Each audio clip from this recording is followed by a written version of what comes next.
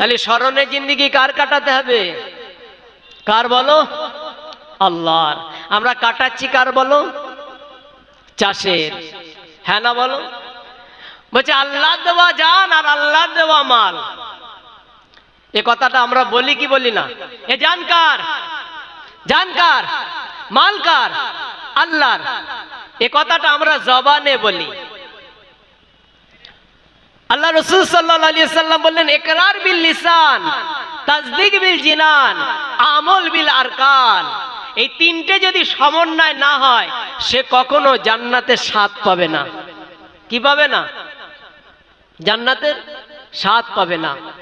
জবানে একটা কথা বলি, অন্তর আলাদা বলে। অন্তর আলাদা বলে। ওই জন্য বললো যে তুমি জবানে ইকরার যেমন করছো যে আল্লাহ ছাড়া কোনো মাবুদ নাই, সেটাকে অন্তরে বসাও। কিন্তু আমার অন্তরে কি করে বসাবো বলো? আমার অন্তরটা তো এত একটা কুয়া। কি বলো? অন্তরটাকে একটা কুয়া বানিয়ে রেখেছি। এখন আমার বাড়িতে একটা কুয়া আছে, আর সেই কুয়ার ভিতরে বেড়াল পড়ে মারা গিয়েছে। কি পড়ে? বেড়াল পড়ে মারা গিয়েছে। এখন সভাপতি সাহেবের কাছে এসছি, এসে বলছি সভাপতি সাহেব, কি আমাদের মুফতি সাহেবের কাছে গিয়েছি, গিয়ে বলছি মুফতি সাহেব এই কুয়া পড়ে কি ভিতরে বেড়াল পড়ে মারা গিয়েছে, কুয়া পাক করার পদ্ধতি বলুন। বলছে 60 বালতি পানি তুলে দেবেন, বেড়ালটাকে আগে ফেলে দেবেন।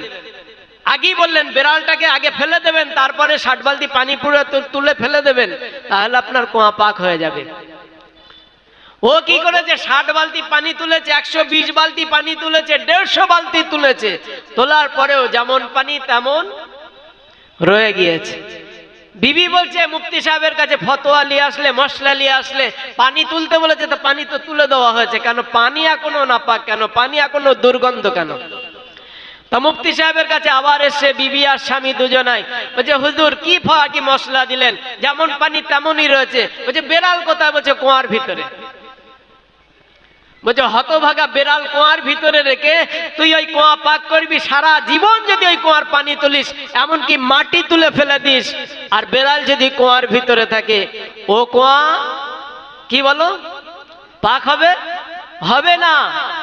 আপনার আমার অন্তরে বলতে যাচ্ছি, আমার আপনার অন্তরে আল্লাহকে বসাবো, অথচ এখানে সুদ, এখানে ঘুষ, এখানে ধাপ্পা, এখানে ধোকা, এখানে রাহাজানি, এখানে প্রবঞ্চনা, এখানে যত রকমের ধোকা ধাপ্পা, এমনকি বন্ধন লোনটাও পর্যন্ত এই কুয়ার ভিতরে।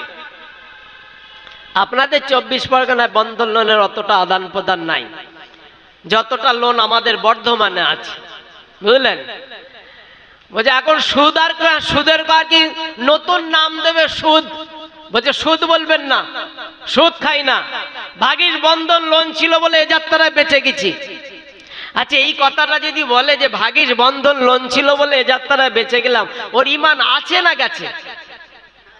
হ্যাঁ, এই কথাটা বলার পরে ও যদি তওবা না করে নামাজ পড়ে, তাহাজ্জুদ পড়ে, চাষ পড়ে, আওয়াবিন পড়ে, ইশরাক পড়ে, হ্যাঁ কি বলো, নামাজ কবুল হবে? হবে নামাজ কবুল? হ্যাঁ, ও বলছে ভাগীর বন্ধন লোন ছিল বলে যাত্রায় বেঁচে গেলাম। আহ কি মজা লাগছে।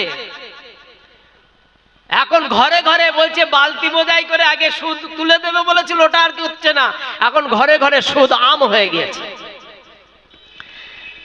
আল্লাহ পাক রব্বুল আলামিন তিনি পাক।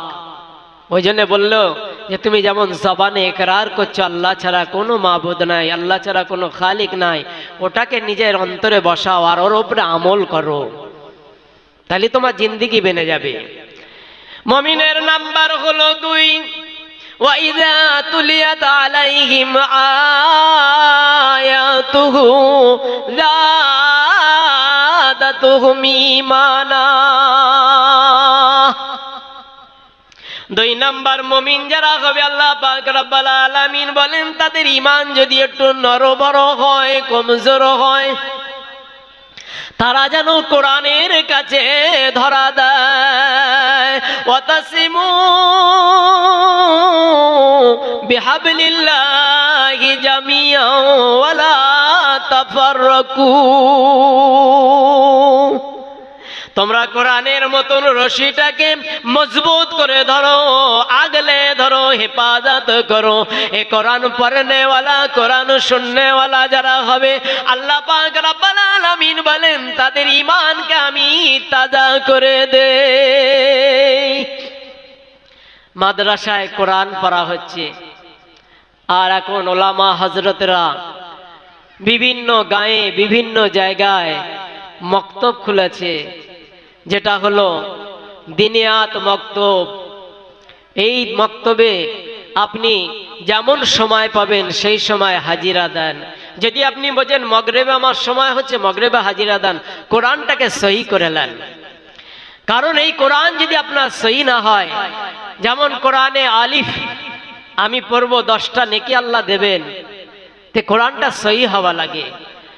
কোরআন সহি করার জন্য এখন গায়ে গায়ে মক্তবের ব্যবস্থা হয়েছে।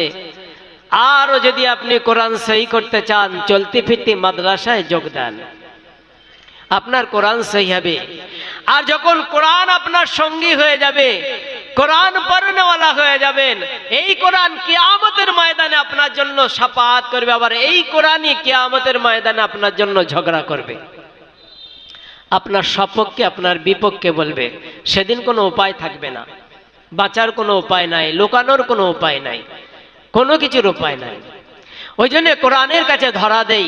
মুমিন যারা হবে তারা তো কোরআনের কাছেই ধরা দেবে, তারা কোরআন ছাড়া কিছু জানবে না, কোরআন মোতাবিক জিন্দেগি যাপন করবে, কোরআন মোতাবিক চলবে। আর আল্লাহ পাক রব্বুল আলামিন বলছেন মুমিন যারা হবে তারা আল্লাহর উপরে ভরসা করবে। আল্লাহ রাব্বিহিম ইয়াতাওয়াক্কালুন।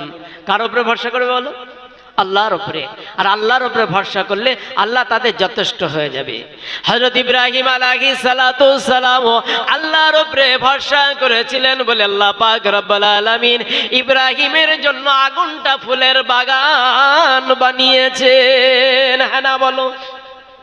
কিন্তু ইব্রাহিমের সামনে মখলুক ধরা দিচ্ছে, ইব্রাহিম আগুনে পড়ছো, আমি জিবরাইল সঙ্গে এতগুলো প্রমুখ ফেরেশতাদের নিয়ে এসেছি, বলো কি সাহায্য করতে পারি?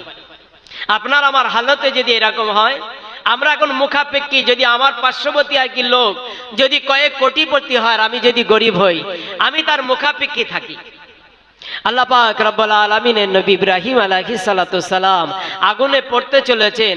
আল্লাহ নবী ইব্রাহিম আলাইহিস সালাতু সালাম বললেন, জিবরাইল তোমার কোনো সাহায্য আমার দরকার নাই, আমি আমার আল্লাহর উপরে ভরসা করছি, আর আমার আল্লাহ আমার জন্য যথেষ্ট, আমার আল্লাহ আমার জন্য যথেষ্ট।